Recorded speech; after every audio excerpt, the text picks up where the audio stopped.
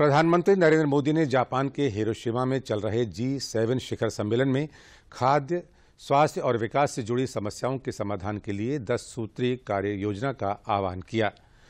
PM ने सुझाव दिया कि वैश्विक नेताओं को ऐसी समावेशी खाद्य प्रणाली विकसित करनी चाहिए जिससे गरीब किसानों सहित वंचित लोगों को भी खाद्य सुरक्षा उपलब्ध हो सके।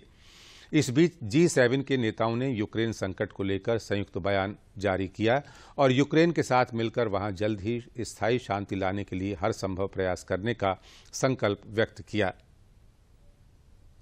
जापान के हिरोशिमा में चल रहे G7 शिखर सम्मेलन में प्रधानमंत्री नरेंद्र मोदी ने हिस्सा लिया। जापान के प्रधानमंत्री फुमियो किशिदा ने आयोजन स्थल पर पीएम मोदी की अगवानी की। सम्मेलन के दौरान प्रधानमंत्री नरेंद्र मोदी और अमेरिकी राष्ट्रपति जो बाइडेन ने एक दूसरे का गर्मजोशी से अभिवादन किया। प्रधानमंत्री नरेंद्र मोदी ने सम्मेलन में दुनिया, विशेषकर विकासशील देशों के सामने मौजूद खाद्य सुरक्षा, उर्वरक उपलब्धता और महामारी की चुनौतियों का उल्लेख करते हुए अंतर्राष्ट्रीय बिरादरी का आह्वान किया कि वो इसके समाधान को प्राथमिकता दे। उन्होंने कहा कि समावेशी खाद्य प्रणाली के निर्माण के लिए विश्व के सबसे कमजोर लोगों, खासकर हाशिए पर खड़े किसानों पर ध्यान केंद्रित करना प्राथमिकता होना चाहिए। पीएम मोदी ने वैश्विक खाद्य आपूर्ति श्रृंखला को मजबूत करने पर जोर दिया। उन्होंने कहा कि खाद्य संसाधनों पर कब्जा करने वाली विस्तारवादी मानसिकता पर रोक लगानी होगी। पीएम ने कहा कि संयुक्त राष्ट्र ने 2023 को अंतर्राष्ट्रीय मिलेट वर्ष घोषित किया है।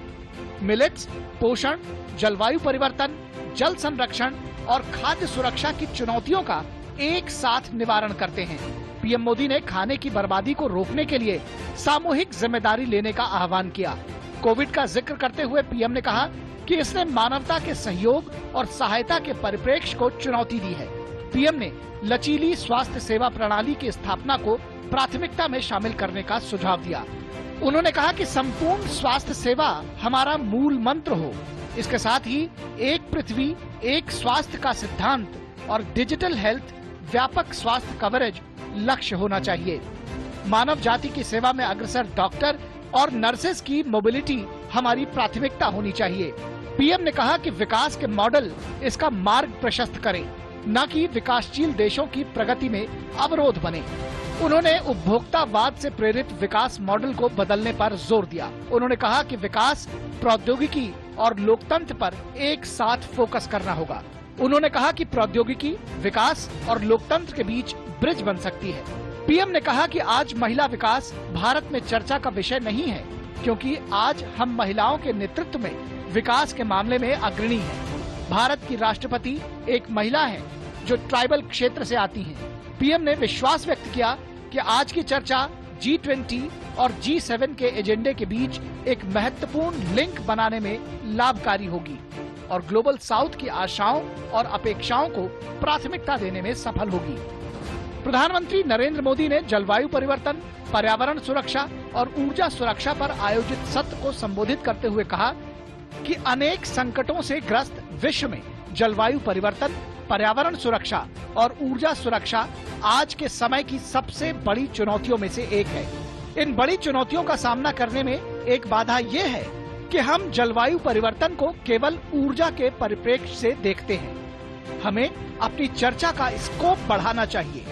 पीएम ने जलवायु के प्रति व्यवहार में बदलाव का जिक्र करते हुए कहा कि भारत ने पूरे विश्व के लिए mission life, international solar alliance, coalition for disaster resilient infrastructure, mission hydrogen, biofuel alliance, big cat alliance जैसे संस्थागत समाधानों की रचना की है।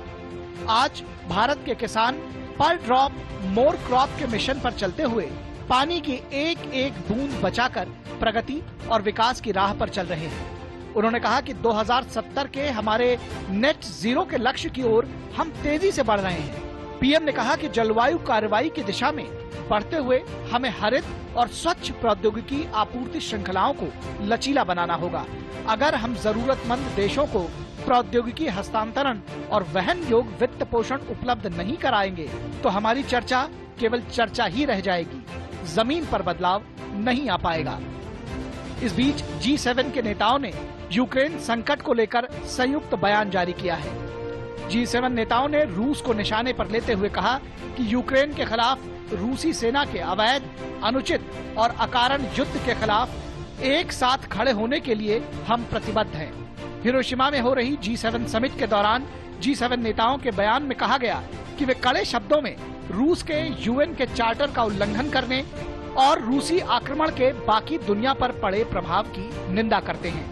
बयान में कहा गया है कि वे शांति के प्रतीक हिरोशिमा से शपथ लेते हैं कि G7 सदस्य सभी नीतिगत साधनों को जुटाएंगे और यूक्रेन के साथ मिलकर वहां जल्द से जल्द एक व्यापक, न्यायपूर्ण और स्थायी शांति लाने के लिए हर संभव प्रयास करेंगे।